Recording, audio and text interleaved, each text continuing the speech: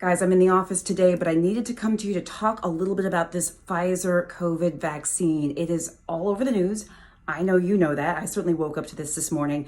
This Pfizer vaccine apparently is showing to be about 90% effective at this point.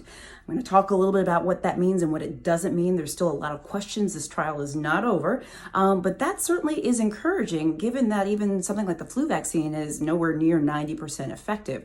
As an example, right? There are many vaccines that are not 90% effective, but yet we consider them effective within the scope and the landscape. Okay, so 90%, just to give you a frame of reference, is pretty remarkable if that ends up proving to be the case as we go through the rest of the trial.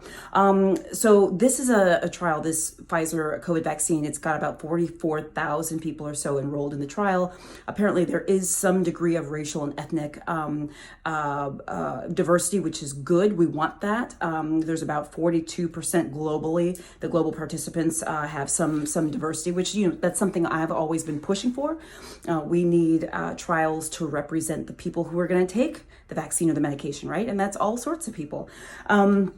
This vaccine would be a 2-dose vaccine. The data hasn't necessarily been reviewed by scientists at this point. It's just been released by Pfizer. So this is, I guess it's early in the sense that the data is still being generated, number one, but it has not been released to scientists yet. So scientists have not evaluated outside of Pfizer and the teams that have been internally investigating it.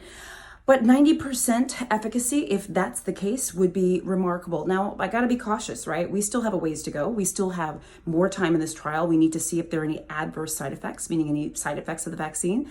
We need to see exactly what 90% efficacy means, like 90% effective. What does that mean?